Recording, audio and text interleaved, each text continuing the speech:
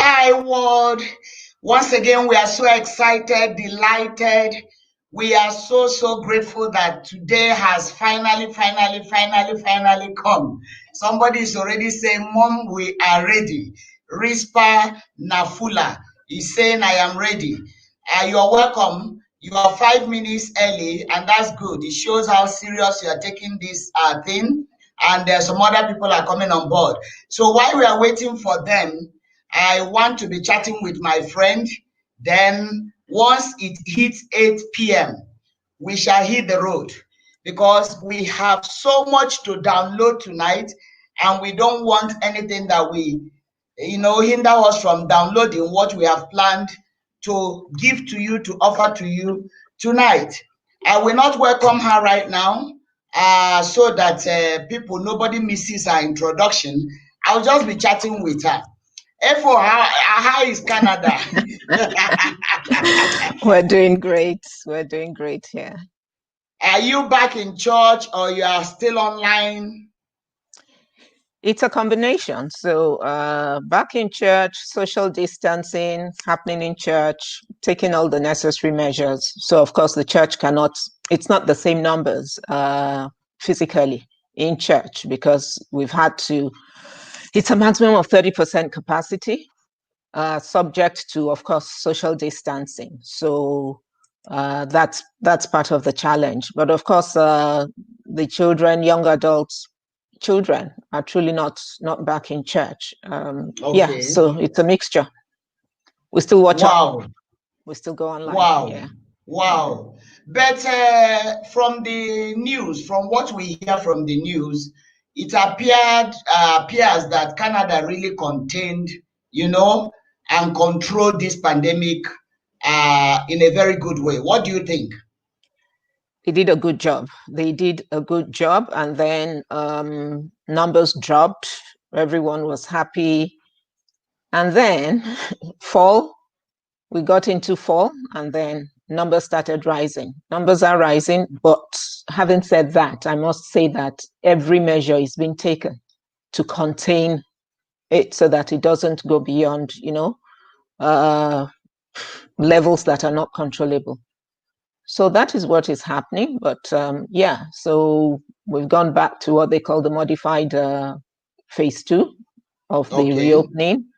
So no more restaurants, dining in restaurants, movie theaters, gyms, recreation centers closed again. Children are back in school, but it's a choice. If you want your child to do online, you do that. If you want your child to be in school, you do that. So there's a choice. Wow. Yeah, but everyone is keeping safe.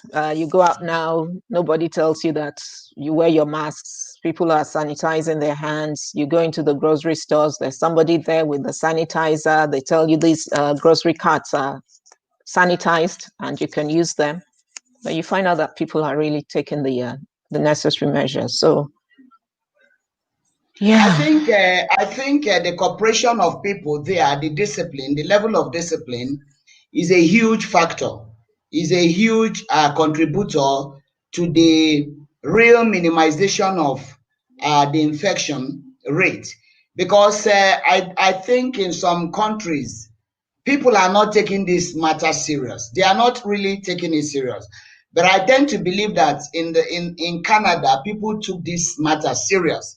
And because they obey the instructions, they wear masks, they keep social distancing, and they sanitize, and of course, restrict some movements, things are better. In Kenya now, we are already thanking God that things got a lot better, but we are beginning to see the number increasing gradually, and it's simply because people are not obeying the government instructions. People are doing all kinds of things on their own, rallies here and there. People are moving and just behaving anyhow. So I tend to believe that if God has saved us when the pandemic was really bad, and at this time we think that we can abuse grace, it can actually shock people that you cannot abuse grace. So absolutely, we cannot abuse grace. We cannot continue in discipline, that grace will abound. So I pray that in Africa here we will take heed and cooperate with God and appreciate the grace of God that has actually helped us. It's good to catch up with you. Yeah, great. Great catching about up. what's going on. How is your mom, my friend? How is your mother, my friend? She keeps asking after you, huh? She keeps asking after you. The last time we spoke, she actually called shortly afterwards. So she asked after you, and I said, "Oh, we just spoke," you know. So she was like, "Ah, okay, say hello to her." Yeah. Hey, yeah. Your family is our family. Always been. Always been with all your siblings, your mom. Yes. The woman is chopping life in LA. In San Diego.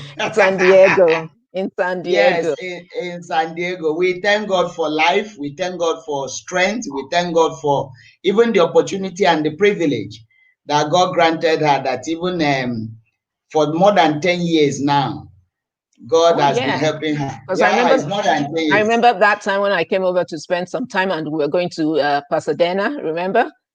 Yeah, it's part of the story I'll tell along the way.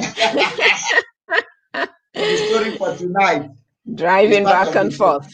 Yes, it's part of the story we will tell tonight by God's grace. It's been a long journey, but we thank God that every memory is a precious one. Every memory is a precious one, and we want to give God praise. All right, it's exactly by my watch, it's 1 minute to 8 o'clock East African time. Let's give more people opportunity to log in. We are live on Facebook, we are live on YouTube. And so those of you who have groups, you can be a blessing by, sharing. Those who have come early birds, I want you to share quickly. Please share. Let everyone know that we are live. We are live. Prompt your neighbor, prompt your colleague, prompt your sibling, prompt your superiors, your bosses, prompt everyone. Let them know that we are right here. This is 8 o'clock. I don't want them to miss anything. So please share, because we about now to kick off. And I believe that you are set. I'm already seeing your comments.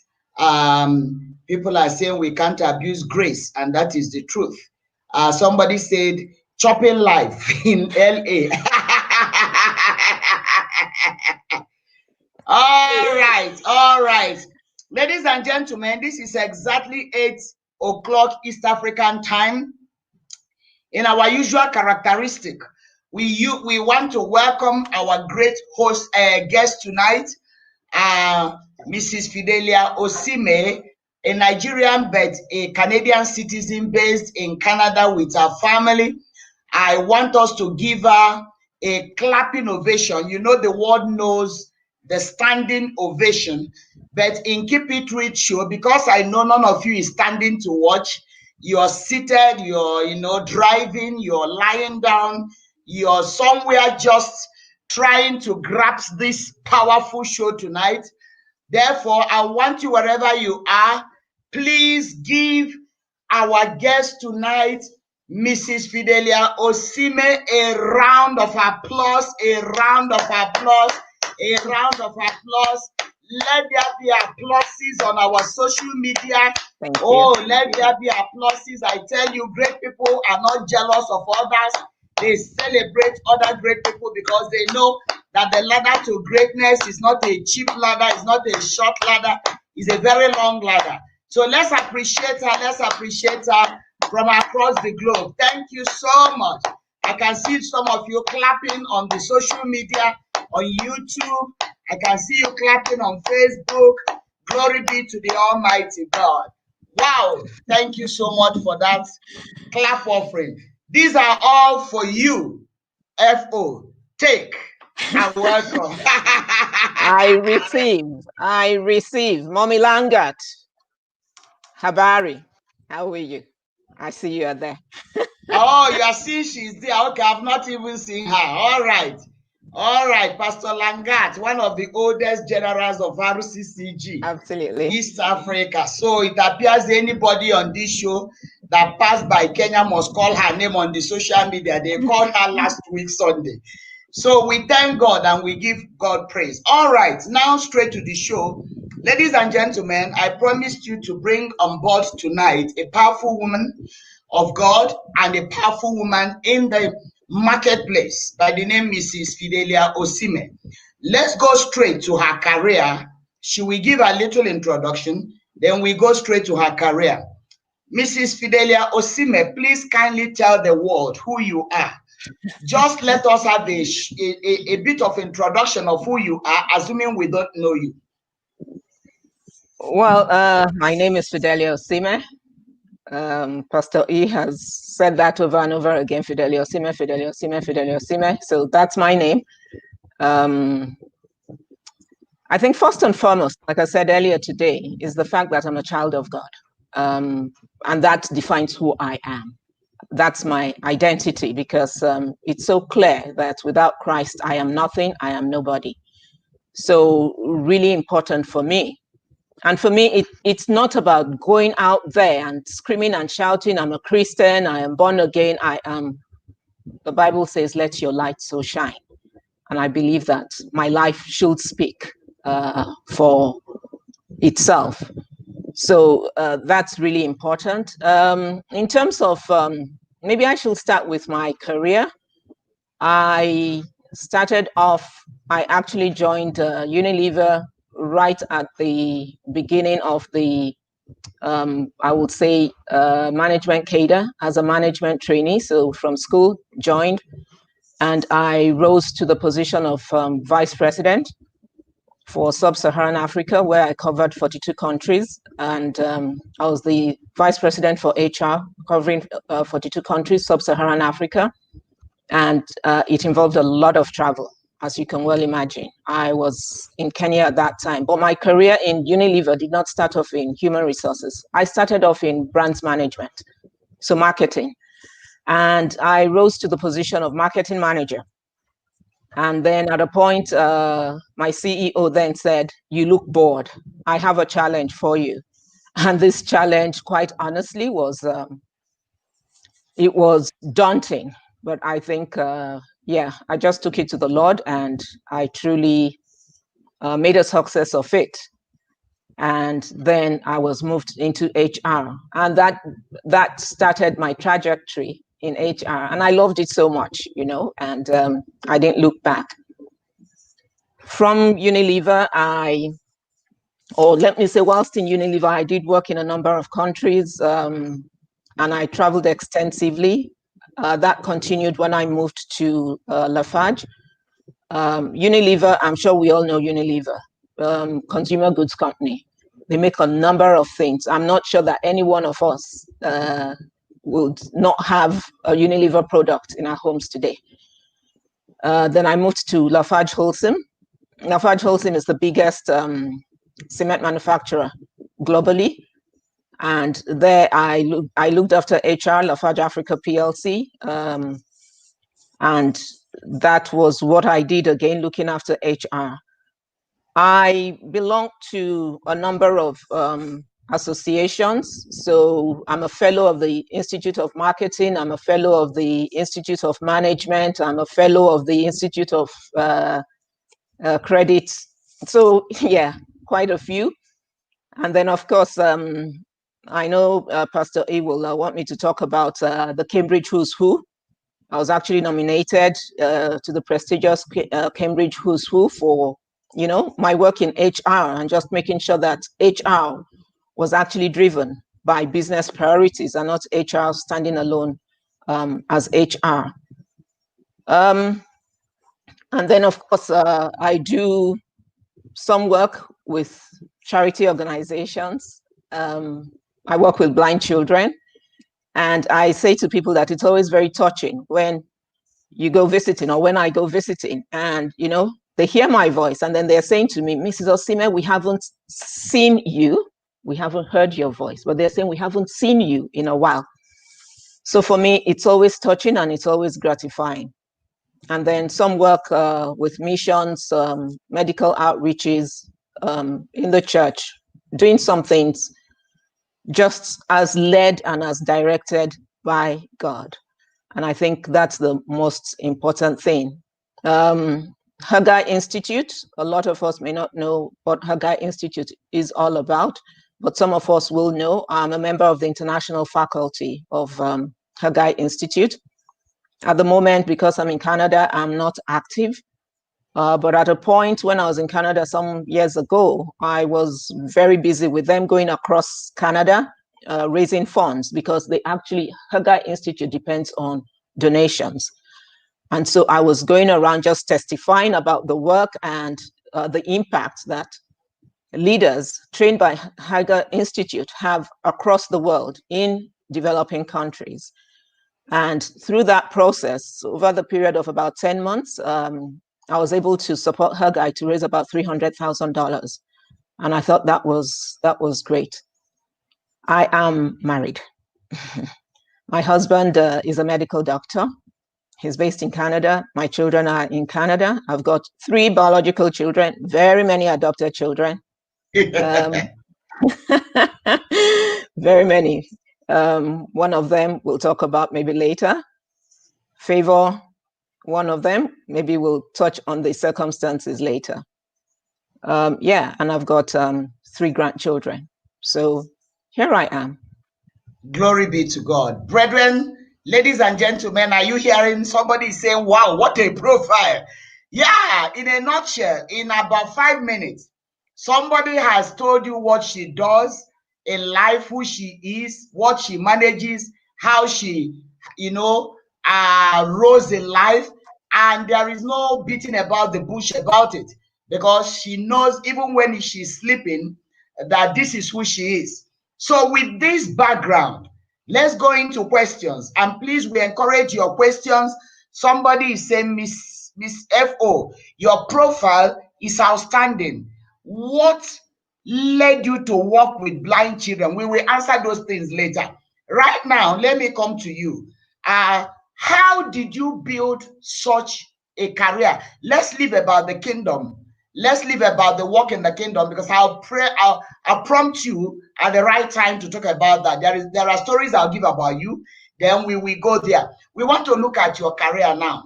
Especially you are a HR, and you know very well that you are the ones that determine and decide the destinies of people when it comes to recruitment. When you are looking for recruitment, who should be recruited, who should be dropped, who should be sacked, who should be disciplined. It comprises of a lot of things. Before we get into that issue of what kind of people do you people look out for in the corporate world to recruit, let's first ask you, how did you build such a profile? How did you build this kind of a profile? Let me start by saying that my late father, was really very interested in educating his children. Not at all surprising, he was a police officer, and he placed a lot of emphasis on education. And most of his children are girls, and he would always say to us, you can marry anybody from any part of the world. The person can be green, black, yellow, I don't care. But before you bring a man to say you're ready to get married, you must have an education. You're not going to go into any man's house without having an education. And he was very clear about that. He spared no expense. So right from nursery school, primary school, it was all fee paying. He did a lot just to make sure that we all got quality education. Having said that, your parents pushing you, not sufficient. There's also some work that you need to do yourself. So I got in marketing, and I took some courses. I joined some associations, some organizations, and all the way, that's what I have been doing.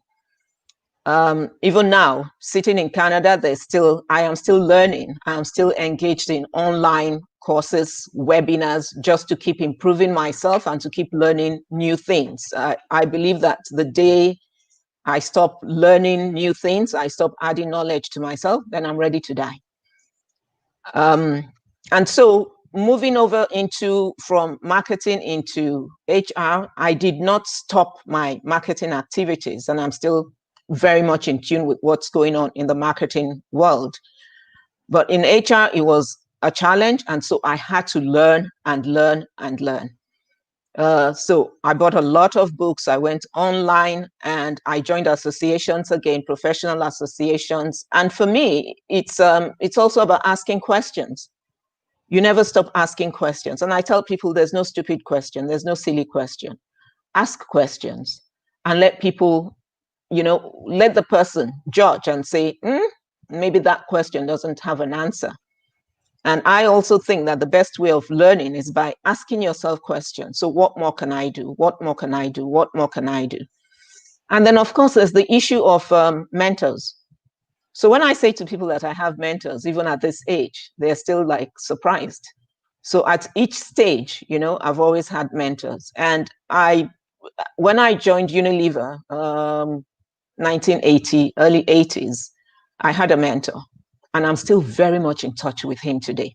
So it's about building relationships. It's about, having mentors. One of my oldest mentors is in his 90s today. I keep in touch with him from time to time. So it's about building those relationships so that you don't go making the same mistakes. So you can learn from people who have gone ahead of you. And then, of course, you always believe that the sky is the limit. The sky is the limit. You can do a bit more. You can do a bit more. You can do a bit more. And there's no reason why you shouldn't be able to achieve what other people have achieved. Because at the end of the day, we're all human beings. Nobody has two heads. And I just believe that excellence is important. Believe in yourself. Believe that you will excel, and then just do a little better. Is it about staying in the office a while longer just to deliver? Is it about meeting the deadlines? Is it about, just give that little extra? Going home late once or twice a week is not going to kill you. But you get home, then you can sleep and you've submitted a good job and you can come back. So it's the passion for excellence and it's the desire to just excel. And then you have a vision and you're like, what am I doing? How am I getting there? How am I tracking? And you look at that on an ongoing basis and ask yourself, is there something that I'm missing? And then have regular meetings with your mentors and just keep asking people questions. And I believe, those are the things that have helped me along the way. So you are talking about pushing yourself beyond the normal territory of comfort.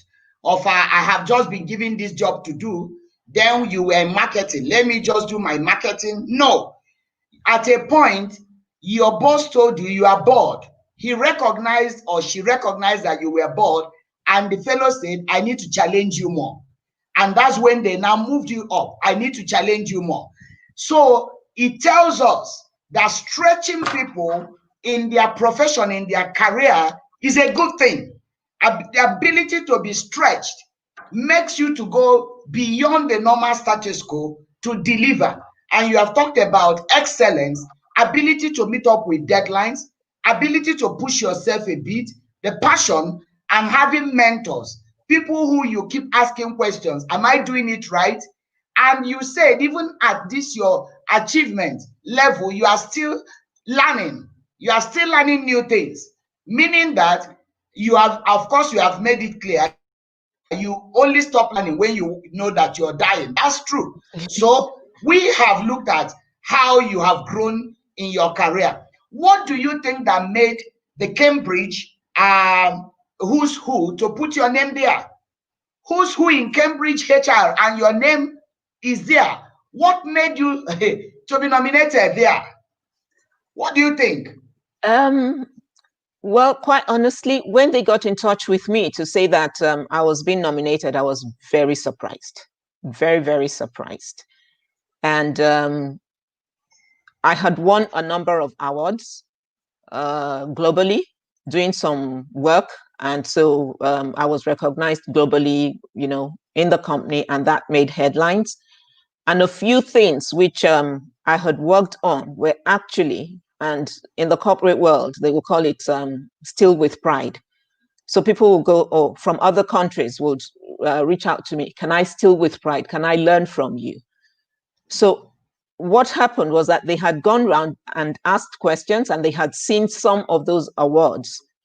Some awards dealing with HR strategy, some awards dealing with health and wellness for employees, just making sure that things were all aligned, and it just wasn't HR for the sake of HR, but HR which would drive the business, which will deliver business results. And so it was on that basis. I didn't apply, I did not do anything, but yeah, they reached out and said, you've got this award. This means that the world is watching us, right? That our jurisdiction, our domain is not just that small office where you walk in the morning and you sit down and you are doing your job.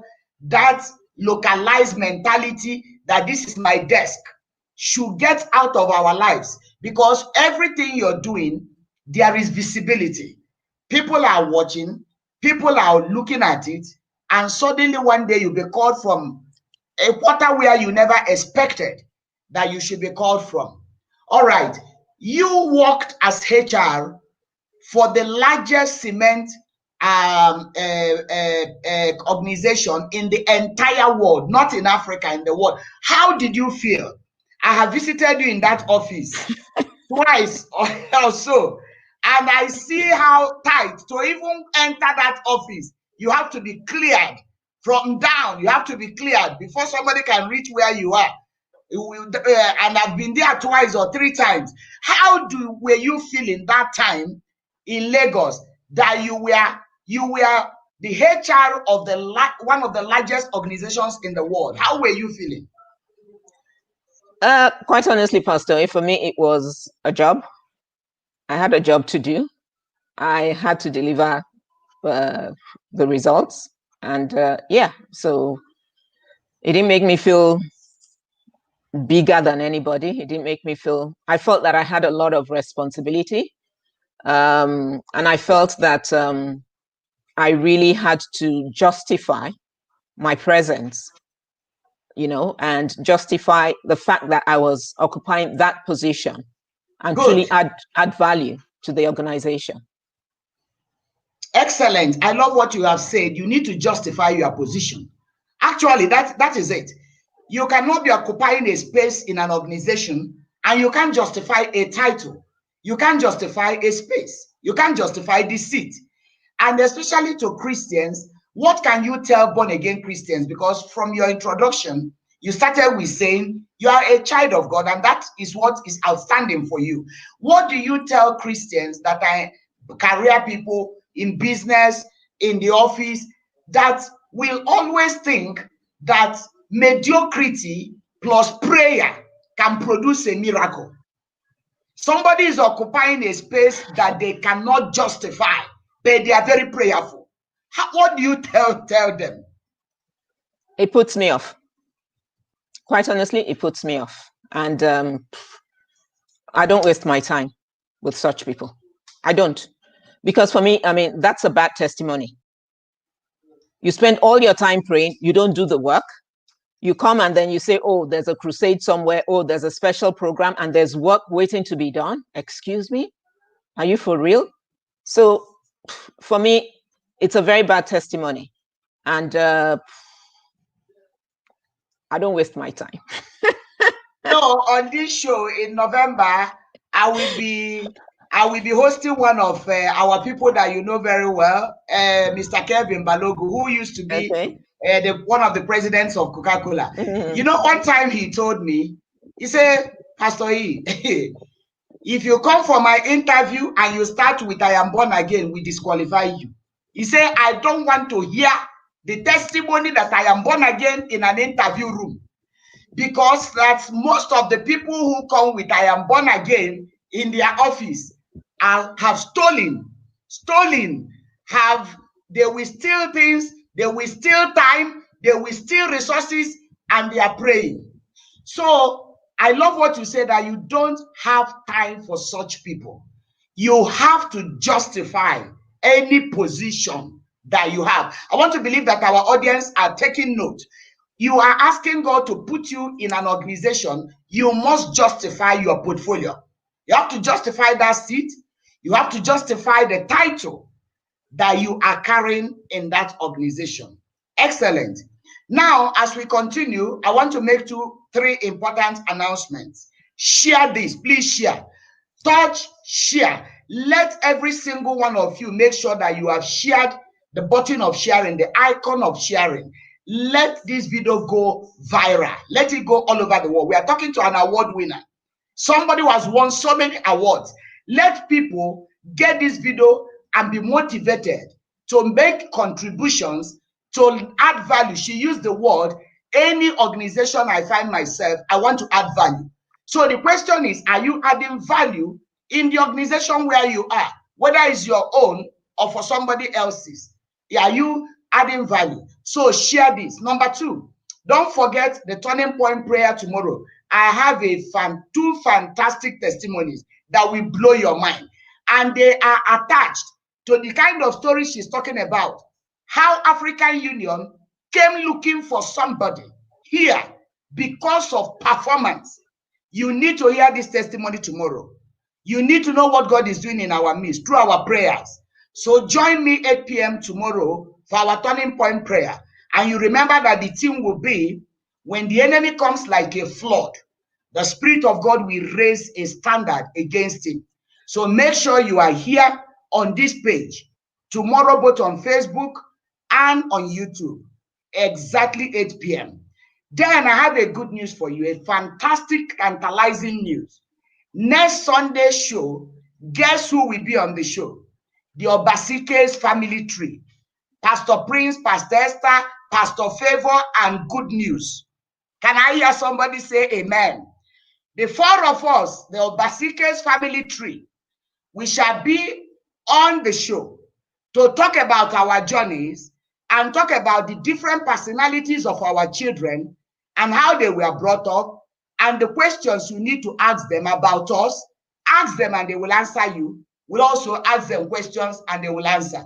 So make sure you join us next Sunday. It is the Obasi-Ike's family tree. All right. Now, FO, I call her FO. She calls me Pastor E. FO means Fidelia Osime.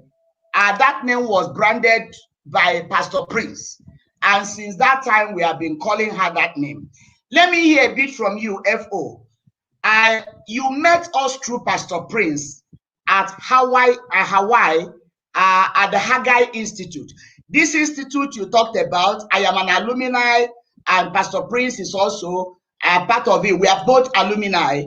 Both of us are alumni of Haggai Institute. I attended the one in Hawaii. He attended the one in Hawaii. And I teach in the Institute of Kenya chapter. So I want to get back to you. Which year did you come to Kenya?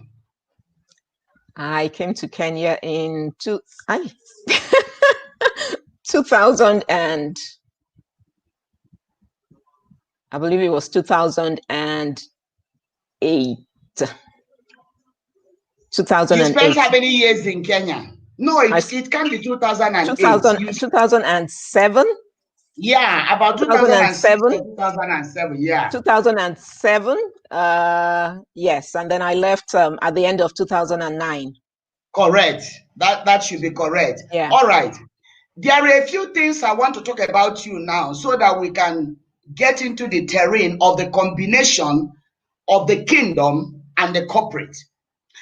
I may not say everything about you, but just let me say a few things that we did together.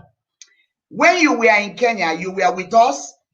When you were in Nigeria, you were not a member of RCCG. You were in Foursquare Gospel Church, one of the most powerful churches in Nigeria.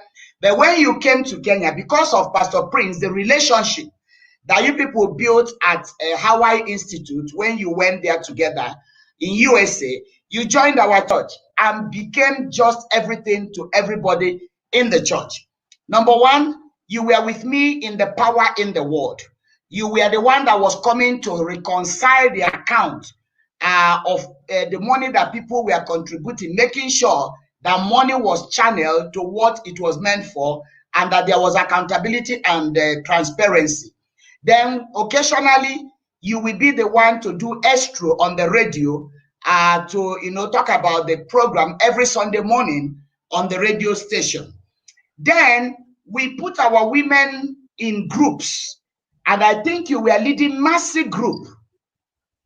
Mercy, Martha, yeah, I know that. Either Martha or Mercy, one of them.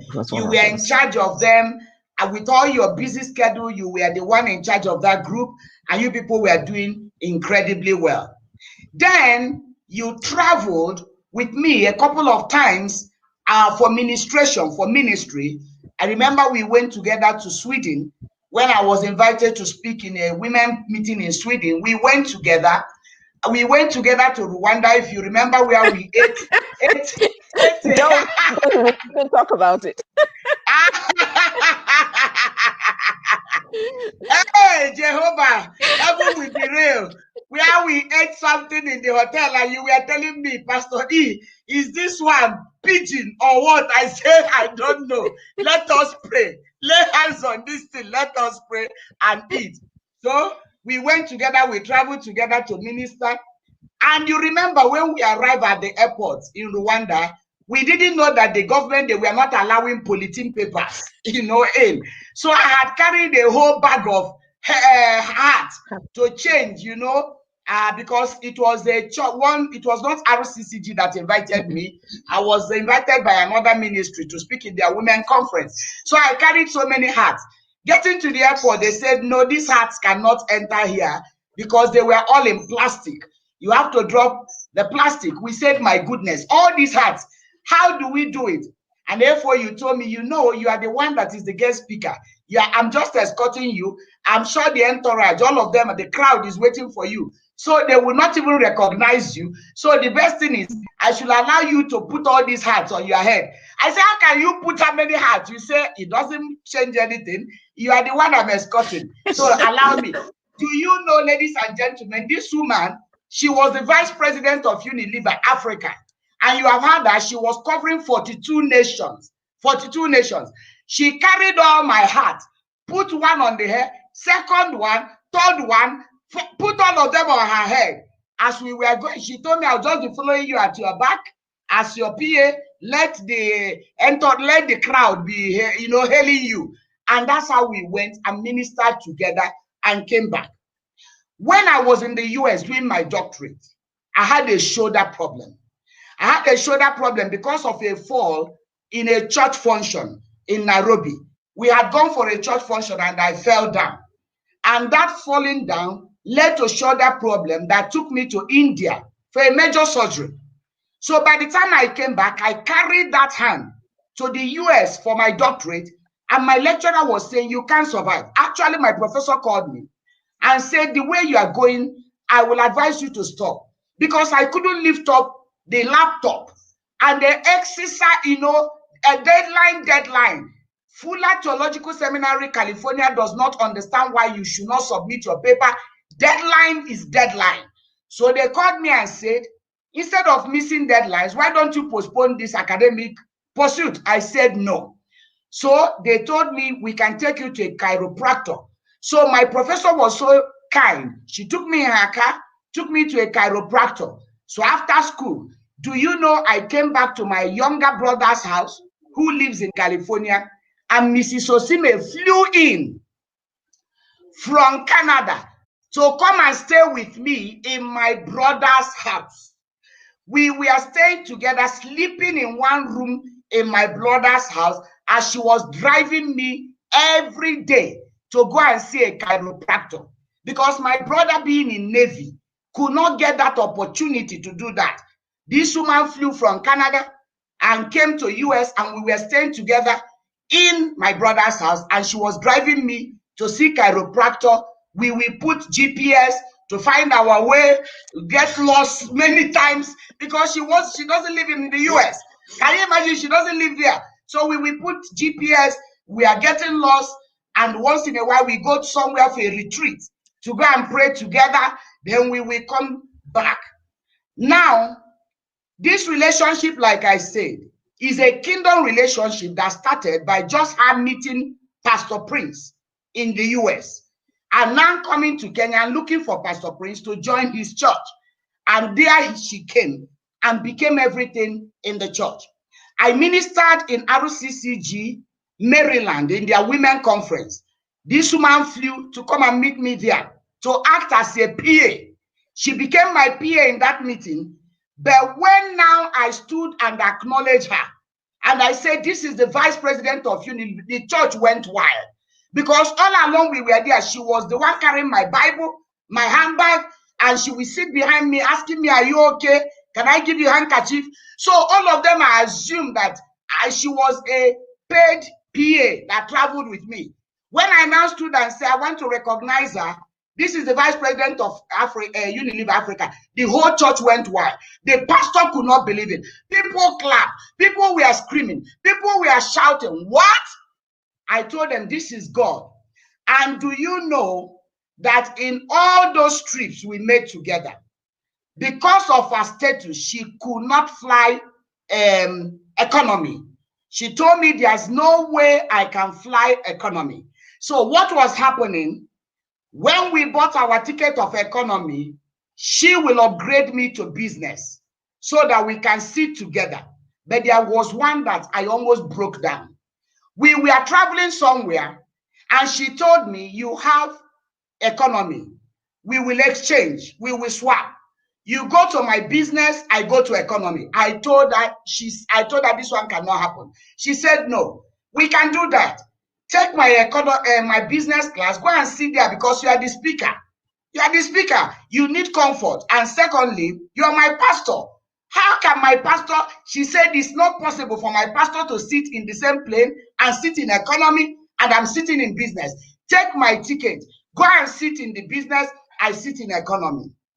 One time we traveled, I was preaching in RCCG convention in Nigeria. And we got there.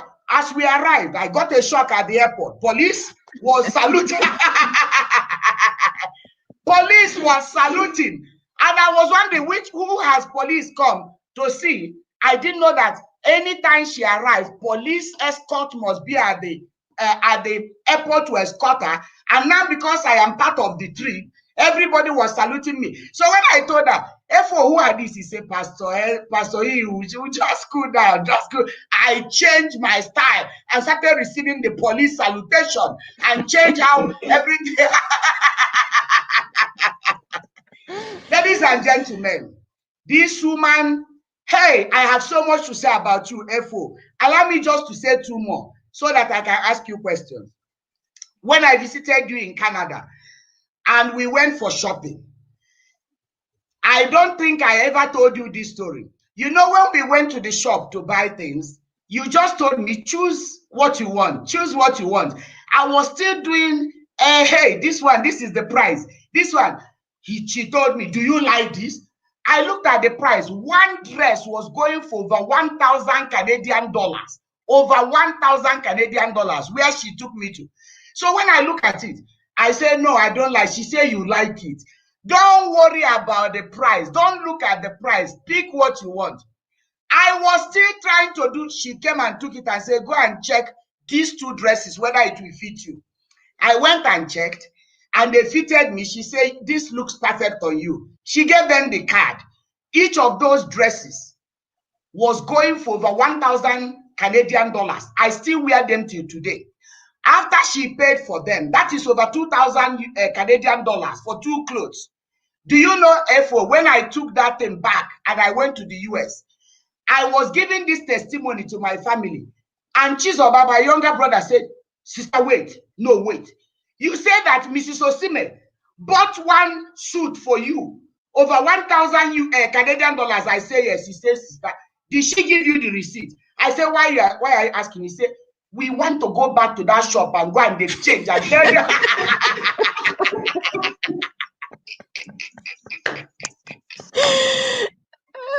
I told me, please, sister, there is no way you can wear this cloth. How can you wear cloth of 2,000, over 2,000? Sister, what are you saying? Tell Mrs. Osime, that she should send you receipt.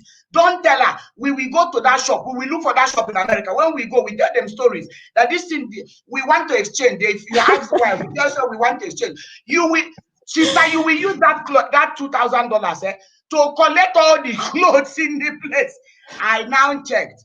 I didn't have receipt because Mrs. Osime used card and they gave a receipt. I put my hand on my head.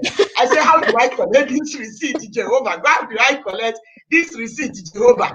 Let me tell you, brethren, poverty is horrible and lack, because it was that lack that made me to say, I cannot wear this kind of a cloth. It is so expensive. We need to go and return it. But thank God we didn't. Finally, because I have so many things to say about this woman. Finally, when our son Favor, you heard her talk about Favor. When our son Favor finished first degree in Kenya here, in Daystar University, we decided that he should go home to do his what Nigerians call it, National Youth Service Corps. He was so reluctant. He didn't want to go. We said it is compulsory. The father said you must go there. So he went. And after the orientation, he was posted to somewhere outside Lagos. He was crying, calling me, Mommy, I'm not going here. I had to talk to my cousin, whom I will be hosting in November. And my cousin was able to influence her posting, and he was posted to Beat FM. Now the problem was, where will he live? Look at kingdom relationship. Mrs. Osime was living in Ikoyi, one of the posh areas in Lagos, with swimming pool, with gym, with all kinds of things. And we just called her and said, Favor is in Lagos. He needs a place to stay for 1 year. And she said, the house is there. What am I doing with the house? He should come over. And this woman housed Favor for 1 year. For 1 year, Favor was living in her house, eating free food, Wi-Fi, swimming pool. Favor can swim, and gym, everything. And while Favor was there, we will still visit. And we still come to that house and stay. FO, I don't know how many things to say about you. FO did Redeemed Christian Bible College in Solution Center while she was still vice president of Unilever. She created time to do Redeemed Christian Bible College, and guess what? She was the best student. She won an award as the best student in that year. Over to you, FO. How do you combine the marketplace, winning awards in the marketplace, and serving God with the highest humility in church, the highest level of humility in church, creating all the time, respecting your pastors, making sure we are comfortable? How do you combine all this? Let me say, thanks a lot for all of those stories. Some of them I had actually forgotten. The one about the hats and the chicken that we were given. It wasn't chicken or pigeon. I decided that it was pigeon. It wasn't. It wasn't chicken. Like you said, forget that night. Our tables were facing. We went to one corner. You were telling me, honestly, Pastor E, tell me, is this a chicken or a pigeon? I said, my sister, we are here on a mission. Let's just sanctify and eat. Yeah, those were fun times. Yeah, but I truly thank God. So work, the church, combining both. I think one of the most important things is not to run blindly into anything. So we always need to find out from God what our position is, what He would want us to do. And I think that sets the scene for everything. And once you are walking in line with God's will, with God's agenda for your life, with His plan, then everything just falls in place. And I think that's the most important thing. For me, at each stage, I ask God, what would you want me to do? And so people are sometimes surprised when there's some opening which is so big, so huge, and I turn it down because I know that's not what the Lord wants me to do. Okay? I know that even in the kingdom, the Lord just wants me to serve, not to like be up there. And I think just service, with some quietness is, and I say to people, I don't want to make a lot of noise because that's not what the Lord has called me to do. I don't sense that the Lord has asked me to be out there, blowing my trumpet, whatever. So at each stage, I'm like asking, Lord, what would you want me to do? And it's always been very clear, go in, serve, support. And I find it very easy to do that, I guess because it is coming from the Lord. The other thing about work, combining work, is if I have something to do, so if there's a program in church, but there's a deadline to be met in the office, brethren, I will sort out the office. I will sort out the office, and then I will catch up in church. It is not because I do not love God, but I do not see how I can leave the office where there's a deadline, where there's something that needs to be delivered today, and then I go, your testimony is just gone, gone, gone. And so what I would rather do is, get in touch with my head of department or the pastor to say, I am sorry, I cannot make church because there's this thing that's happening in the office and I just have to be there. So it's about getting the priorities right and saying, how do I? But if I can leave the office, go to church, and then go back home to continue working till midnight, 3 a.m., then I will do it. And then I will get up. I mean, there are times that I have had to leave the office at 2 a.m., 3 a.m., and be back there at 7 a.m. It doesn't kill. Hard work doesn't kill. But at the same time, there are times that you have to be in church and deliver that kind of service. Correct. So if you can do that for your secular work, then why don't you do that? So the same passion, the same excellence, the same zeal that you exhibit in your secular work, you want to do that in the church. And the same way people are praying, I'm a Christian, and they say, come and do this work. No, I am going to a Bible study. And you're like, are you for real? Do you know what you have just done? You have just destroyed, you are the kind of person who makes people say, oh, and these are Christians. And that is why I will never go into the marketplace, with a banner, oh, blah, blah, blah, blah, blah. No. Let my work, let my life speak. And I think that's the important thing. So it's for me, it's about asking God, what would you have me do? What would you have me do at each step, at each turn? And so it just makes life a lot easier. But there are some hard things. There are some really, really hard things. And I was sharing with you, about a time when it was about missions and evangelism. And I thought, oh, wow. And I remember then my pastor's wife said, you, M&E, are you sure? And I smiled. One of the things was the prison, and it was a male prison. You can imagine going into a male prison on a Sunday, walking through. Half of the prisoners are outside. They are all male prisoners. And you walk through, and then you sit down with a group of them, and you're teaching Sunday school. That for me was the most humbling experience. Most humbling experience. You get there, sometimes you ask for somebody, they say, oh, he passed away yesterday, and you're in tears. On the other hand, you go there, you ask for somebody, oh, he has gone home, and you rejoice. But when you go in sometimes, because once a month we will have like a combined Sunday school service, and we will have praise worship and all of that. The way these prisoners praise and worship, if out in the free world we could do that with the same passion, the zeal and whatever, things will move. Things will move. So yeah, so that's I want to believe that I've answered your question. Yes, I can actually affirm your testimony of quiet service. I can affirm it. Because when you were in solution here, you were doing so many things quietly.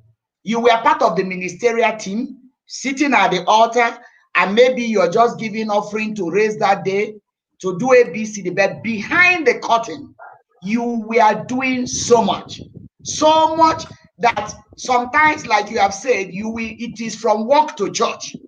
You finish work, you say, I'm coming, there are these pending things I need to sort out with you. You will go to Pastor Prince's office to sort out mission issues with him, departmental issues, Bible college, and all those stuff. And again, your quiet life. And I remember you had to schedule yourself that you never missed any take the bull by the horns. I don't think you ever missed that 8 hours prayer. I don't think you missed. I did not. She scheduled herself in a way that no matter the trip, God found just a way to make sure that she was in church for those 8 hours prayer. Your life was an epistle. Your life was an epistle. And you see, it is interesting that even when I came to Canada to preach, you remember we went together to that church where I ministered.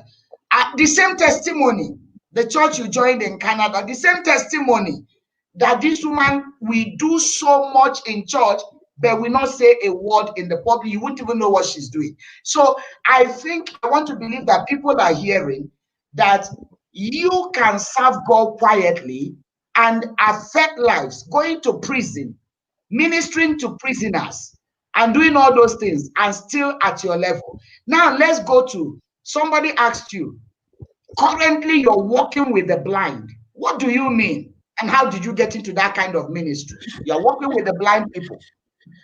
Not in Canada, but in Lagos. I did a lot of work with the blind children. What happened was that I was on a course. It was a program, and it took me to Singapore. It was in 3 modules, so I had to go into Singapore 3 times. Just a minute before you go on, Pauline, thank you for reminding me this. Heaven will be great. Pauline Awino is saying she was also a committee member of the new church building.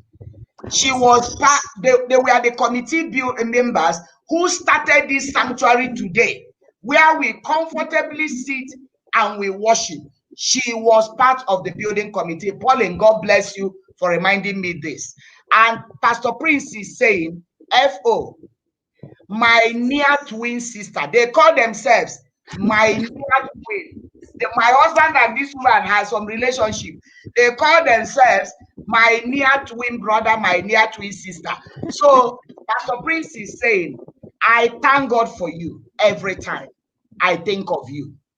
I say I wish all Christians will take seriously every meeting with anybody. I remember our meeting in Hawaii, USA at the Haggai Advanced Leadership Training Institute. God bless you. I thank God for the day we met. You have been a blessing. You know, therefore, before you go into that blind business, let me talk about relationship. You know, I keep telling people, kingdom relationship is not a casual relationship. You can't meet somebody in the kingdom and think, oh, I will change this fellow like a dress or cloth. It's lack of understanding. I tell people that people we met many years ago in the kingdom, years down the line, they are the greatest assets we have. When my brother wedded, my younger brother who lives in the US, she came to Nigeria to wed.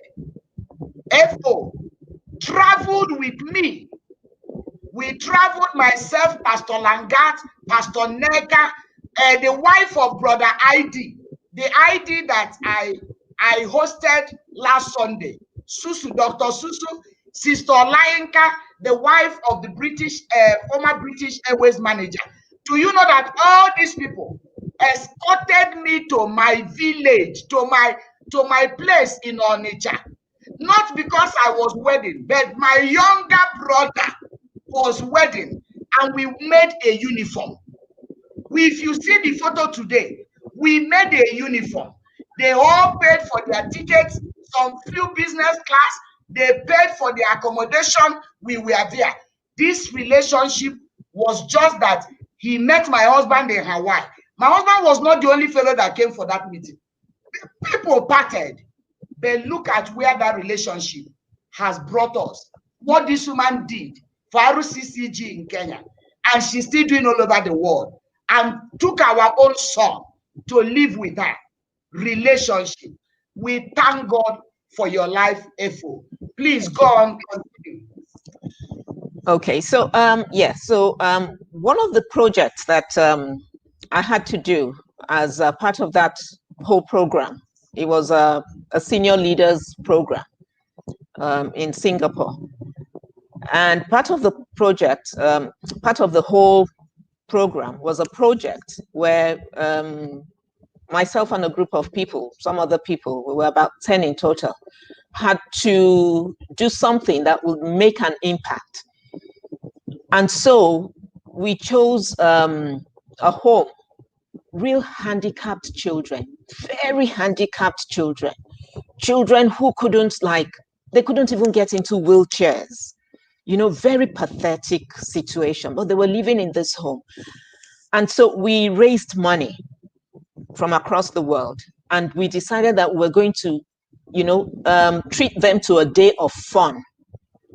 And so we organized this day. It was a fun fair. There was food. They had, just music, various things that they could do, with their various handicaps. And you should have heard them just like screaming, excitement, the joy on their faces. They had ice cream, they had candy floss, they had pop, they had all kinds of things. Then at the end of the day, we were clearing up. And then something said to me, you have done this in another country. What are you going to do in your own country? So I got back, and very prayerfully, I was led to the School of the Blind. And then I set up something which was very informal. I called it Friends of the School of the Blind. And then whenever there was a need, we would donate money. I would reach out to people informally. We would donate money. I would give accounts. I would make sure that there was a dummy check, which I would hand over to the school. Pictures would be taken. And it was really interesting because sometimes it was just typewriters that they wanted, not electric typewriters, manual typewriters. Sometimes it was a church, a building, The principal said to me, oh, we need a new hostel because, even blind boys and girls were getting up to mischief. And so they had to build so there were needs. But interesting was that I used to spend time with them. So they would have inter-house sports. Can you imagine? Blind children would actually run, jump. They would have their musical day. They had a band, a steel band. They played beautiful music. And then sometimes artwork, paintings. There would be exhibitions. So yeah, so that was how I got involved with the blind children.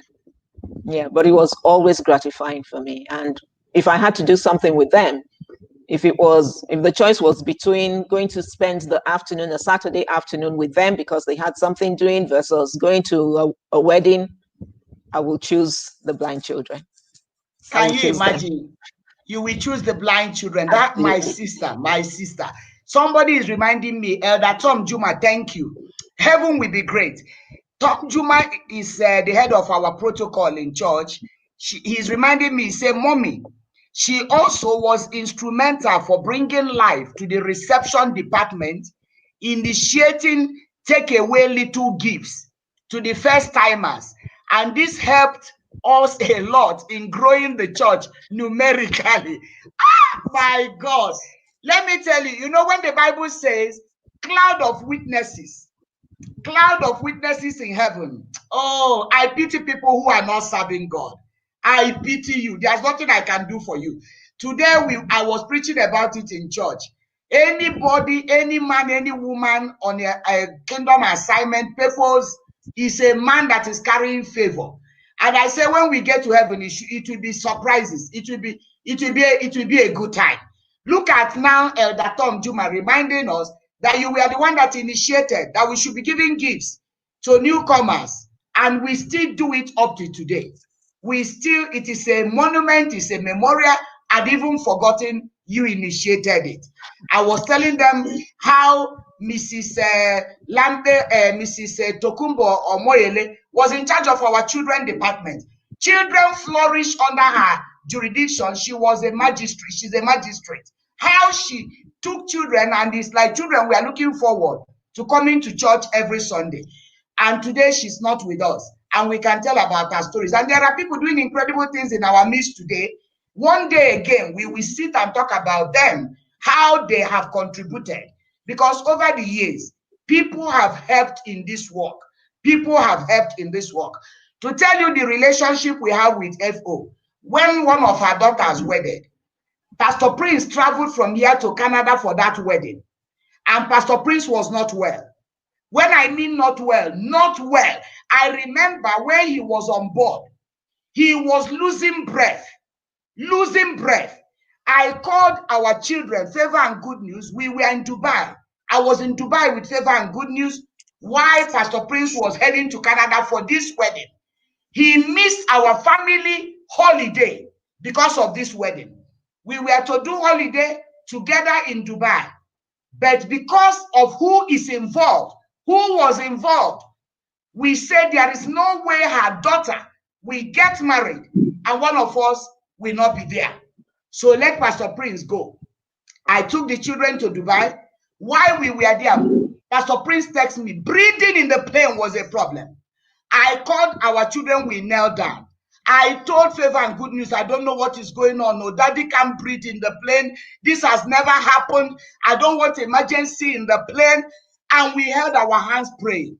He was feeling that way before he boarded to travel. He had vomited even in the bedroom. That night, he had vomited the previous night. But he said, though I am not well, I am losing breath. But because of FO's sacrifice, God will take me to that wedding alive. Even when he got to that Canada, he went to see a doctor. That tells you the seriousness of it. To consult a doctor. But that tells you what a relationship. There are people you cannot ignore in your life. There are people that have helped in the work of the ministry. That even if you have only one eye open, you must have to. Last Sunday, ID talked about it. He said in his relationship, he put priorities, that there are people he puts in the parking lot because that's where they belong. And there are people he puts in his itinerary because it depends on what value they are bringing into your life. So relationships are important, and especially the one that has kingdom values. Now, I want to bring something because this is 9 o'clock, but there are two more things I want us to look at. Therefore, when you were talking, you said you raised fund for Haggai Institute in the tune of over 300,000. I think it's Canadian dollars or US dollars, any of the two. Then you talked about now for these blind people, how you people go about raising fund. I know you are a kingdom fund mobilizer and you like to fund kingdom businesses. Just today or yesterday, I was talking with my husband. It was today.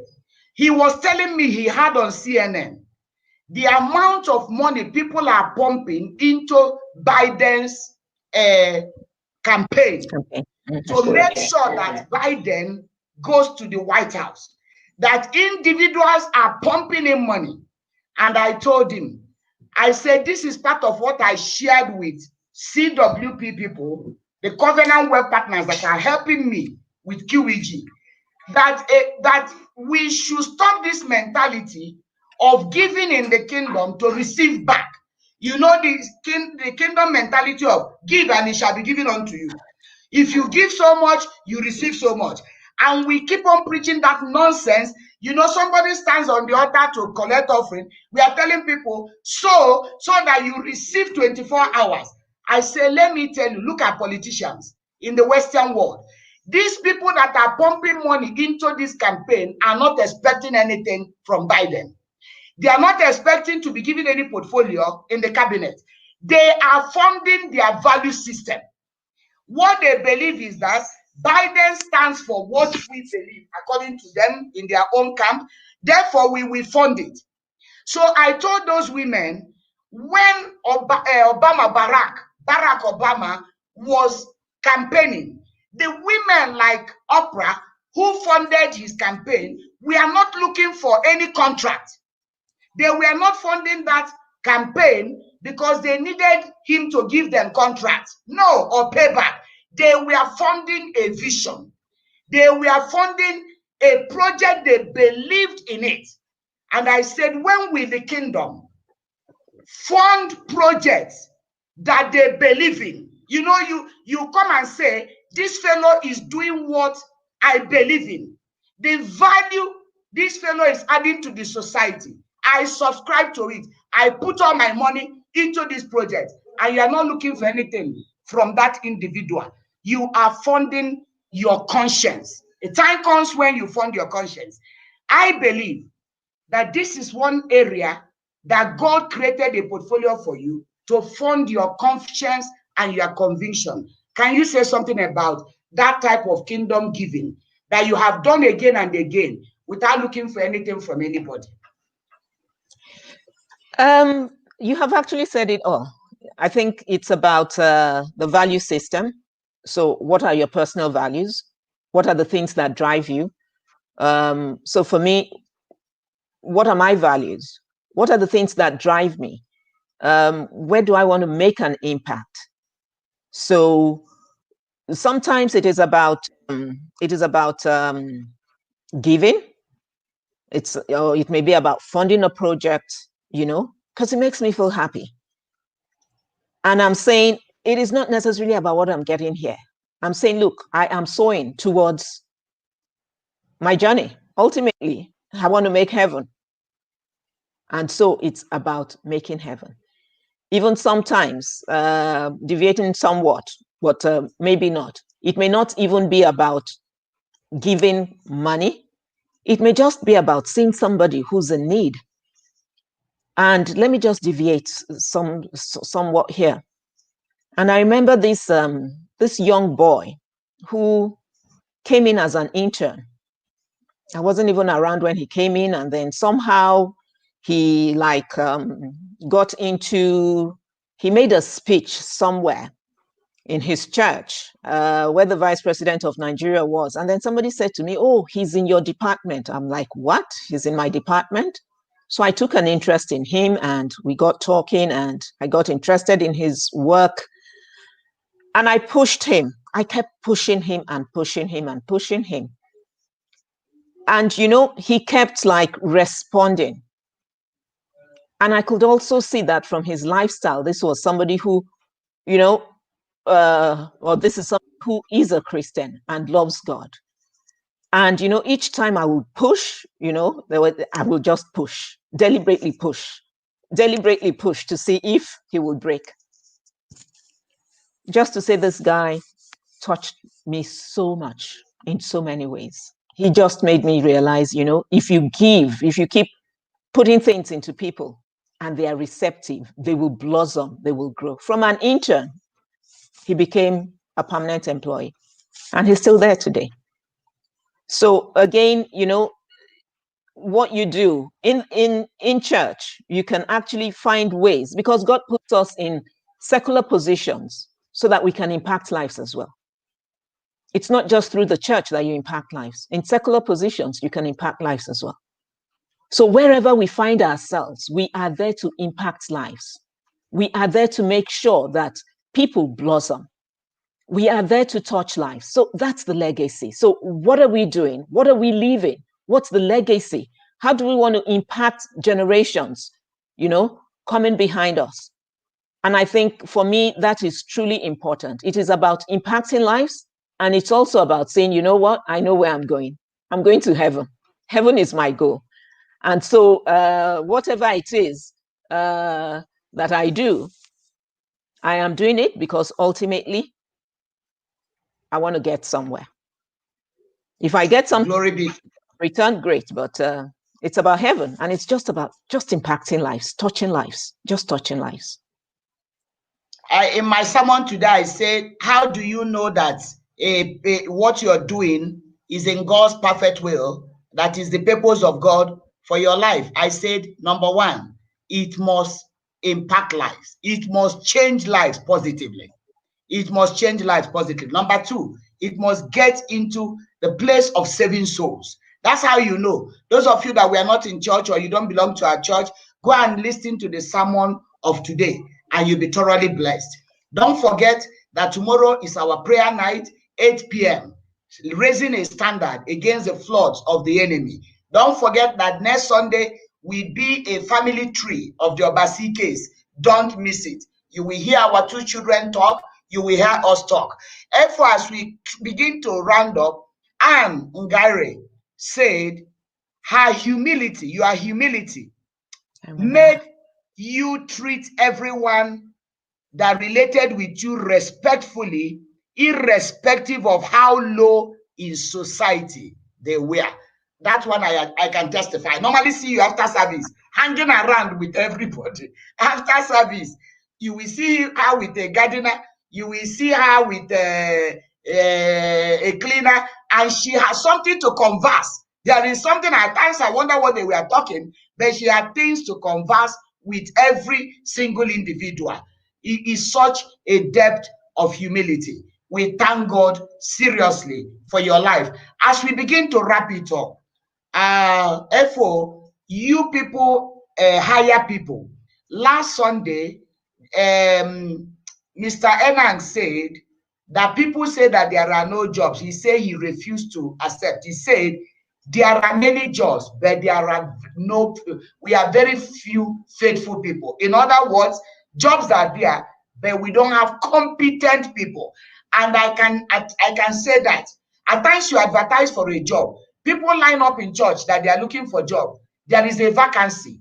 Nobody qualifies to take that vacancy. So I want you to address us. When you are interviewing people, recruiting people, tell me 3 top things you look out for in an applicant. 3 top things you look out for in an applicant. It actually depends on the level. But I would say one of the top 3 things, it depends on the job, quite honestly, because sometimes somebody may have the job. Let me just talk a bit about some of the things. Somebody may have the qualification, may be experienced, but the issues that you are dealing with, that you want to sort out in that position, the person may not have the relevant experience. So you're looking for the skills, you're looking for the experience. Yeah. So very relevant experience, so that you have 10 years of as an engineer, but if you haven't like dealt with maybe there's a particular issue that the company is interested in unraveling, and you haven't dealt with that issue, then of course you may not qualify. And then of course your whole attitude is very, very important. Attitude is key. So what kind of attitude do you bring? So if you come in with a lot of arrogance and you're saying, well, I think I'm the best candidate for this position, it doesn't cut it. And then of course, the other thing is, we always say this: you want to dress the way you want to be addressed. So you don't go into an interview room looking like something, that was dragged out of wherever. You want to go in looking smart. You want to make sure that your shoes, no matter what it is that you do, just make sure that your shoes are clean, your nails. For the ladies, please, when you are attending interviews, just try to keep your nails clean. And so for me, it actually varies. So it's about your skills, it's about your experience, it's about your comportment, and then your whole attitude. And there are conversations that go on during the interview that could actually put you off, but the person won't know. The person won't know. I remember once I was in an interview situation with someone, and then one of my colleagues was there, and it was clear that this guy had flunked. But I then went on and okay, so what's your salary expectation and all of that and all of that. And I closed the interview and the guy left. And my colleague looked at me and said, "What? You went on?" I said, "Yes, because you need to make sure that everybody leaves feeling valued, feeling good, feeling they have, but you know what it is that you are looking for." So again, before you apply for a job, you just want to check and check and check and ask yourself, do you truly have the necessary experience, the required experience? Because if you don't have the experience and then by chance you get into that position, no amount of prayer will help you, honestly, because you will not perform. And then when you lose the job because of non-performance, the next thing is you're going to go looking for the witch and you'll be praying, fall down and die. It's not going to work. It's not going to work. So we've got to be very clear. So I think those are the key things, Pastor E. I think it must be Sunshine that has been writing, because she's the only fellow I know as Sunshine in the whole world. Your daughter, my beautiful friend, Sunshine. As soon as we started, she said something I forgot. She has come again. Sunshine TW. Is she not the one? Sunshine Tom Wright, that's her. Correct. So she's cheering her mom from all the way from Canada. She's saying so inspirational. If we had time, I would have digressed a bit to Sunshine, because she also has a heart of ministry to impact people. One of her daughters, the second daughter. So I would have gone into that, but let me leave it for now because of time. I'm sure, ladies and gentlemen, you have been thoroughly blessed, thoroughly inspired. Sunshine, thank you so much for being part of this, and I'm sure honor must be there. I'm sure Zefe and the family must be there, and I'm sure even your relatives must be there. So I want to greet all of them and say I appreciate all of them, and I thank God for their mother. And what about your husband, Dr. Charles Osime? I want to salute the man of the house and to say that this is a beautiful family. We know them from husband to children to mother to siblings and all those stuff. And when so, you know, it was Zephyr. Was this Zephyr I prayed for when Zephyr, the first daughter, was getting married? I traveled to Canada. I was there at the traditional wedding, and I was the one that laid hands on her during that traditional wedding and spoke prophetically over her life. When her first daughter got engaged, I went there just to attend that ceremony in Canada.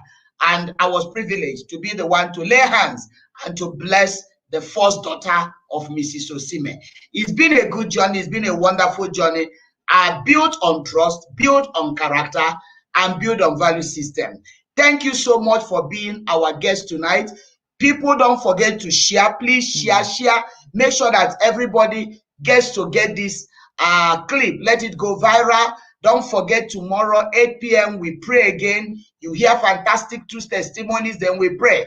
Then on Sunday, it will be the Obasi-Ike story. All our children will be online. You ask them questions about their parents, and we ask them also things. It will be fun, but we'll be learning parenting and relationship and how to build relationship with our children so that we become friends with our children and they confide so much in us instead of outsiders. So make it a time with us. As we bring this show to a close, FO, please give us a parting shot. Yeah, I think it is also important that in our day-to-day lives that we exhibit excellence, because we never know when we will encounter somebody who will, just make things a bit different. And I'm saying this because a number of times I have actually encountered people who were really good, and I just took an interest and then got them employed. So they never came to me to say, I am looking for a job. But I just thought, this guy displays a good attitude. This girl displays a good attitude. Hardworking, committed, doesn't know it all, but is willing to learn. And I will just say, wherever we find ourselves, even in church, I have said it before on this show, a few minutes ago, that spirit of excellence, let us take it with us into church. Let us not do God's work in a wishy-washy manner. I think that is something that actually just upsets me, because I'm like, you won't do this at work. So, but wherever we find ourselves, let us do whatever it is that we truly, truly need to do. And let it never be said of us, oh, that's a waste of space. It was said of somebody once in my department, this was years ago. He attended an international, and he was somebody, a Christian, that I was trying to build up, but he attended an international training seminar. And the report that came back was a waste of space. And so I had to let him go. But you won't believe the kind of pain I went through. He took my name to the church, reported me. I was remember making life difficult. Yes, thank you. Go ahead. I remember the story. Yeah, you shared with me. I shared with you. So, again, that is why, do you want a Christian employee, or do you want an employee who does good work? Good work. And if you do not do good work outside, you're not going to do good work in church. That's the truth. And so when you find Christians losing their jobs, don't waste time praying. Don't go to any pastor. Find out what has happened. There's something, that is going on that is just not right. So it's been great, but I just want to say, please, a passion for excellence, very, very important wherever you are, because you never know who you're going to run into. A passion for excellence, and then leave a legacy. Just leave a legacy. Leave a legacy. There are always younger ones coming behind, and you just truly, truly want to build them up. And I think that is so important for me. I will spend time with the younger ones, just trying to build them up, pushing them, driving them. And sometimes I'm like, you're calling me a witch, not so, but don't worry, we will do it. We'll get it done. So I would say, let us build up the younger ones, a passion for excellence, and let's exhibit that wherever we find ourselves. Thank you so much. Pastor Chris Saibe is saying, I am truly blessed. God bless Mommy F.O. So they are calling you now F.O. God bless Mommy F.O. and Mommy Esther for bringing such high caliber personality to this kind of a program. Pastor Chris is an expatriate, and he's also in church as one of our pastors. Okay. And him and his wife, they are doing incredible jobs. They are Nigerians, and they are doing wonderful jobs. So I'm sure they've been inspired that people have really paid a great price to build the Redeemed Christian Church of God Eastern Africa region. We cannot forget their stories, both locally here, Kenyans, and people from other nationalities, from other countries and continents, all have contributed their quotas to this church. It's a church that has come through a lot of sacrifice, and that's why we put in a lot of effort to make sure that the works of our heroes and heroines, they are not in vain. That the sacrifices that men and women have put into this ministry, that they cannot look back and say, this is Ichabod. We want to encourage to continue to run with the spirit of excellence, spirit of sacrifice in this mission commitment, to ensure that when we get to heaven, we shall say, it was a worth investing venture. Yes, at the end of the day. The fridge, the powerful fridge you gave me before you left, is in the office now. A gigantic fridge like that. It is in the office. I had to put it in the office so that when we begin catering, we can use it for so many things. When we look around us, we see you even years after you have gone. The Lord bless you. Amen. The Lord keep you. Amen. The Lord cause his face to shine upon you. Amen. The Lord be gracious unto you. Amen. The Lord be merciful unto you. Amen. May your children receive the favor exactly the way God did for David. Let it be transgenerational, even till 10th generation and beyond. May the sacrifices you have been rendering in the kingdom up to this present time, and we continue, may they never be in vain. And like it has always been your cry, that at the end you will make it to heaven, which is your ultimate, and that's where you are going. May you make it. May we all make it. Thank you for sharing your life with us. The ladder of greatness you have will continue. Traveling over 40-something countries, leading the organization that is the largest in the world, and winning awards here and there, and yet finding time to sit with the lonely in the society to do mission work. The Lord bless you. Thank you for coming on this show. Good night from Nairobi, Kenya. Thank you so much, everyone. Thanks a lot. And thanks, Pastor E. Thanks for inviting me to this show. My near twin brother, I know you're somewhere there. Thank you so much. And the Lord bless you. Amen. Good we will afternoon talk from Toronto. Yeah. Yes, we talk of the show. He is talking back to you. What are you telling him? Telling her? You know, since I'm watching on this, he just came in. Yeah, so what do you want me to tell her? I'm saying, my dear twin sister, God bless you. Keep on shining. My near twin sister, God bless you. Keep on shining. I heard him. God bless you. All right. God bless and you too. Thank you. God bless you. And to our viewers, thank you so much for following us. Next Sunday, keep it real with your Obasi-Ike's family. God bless you. And good night.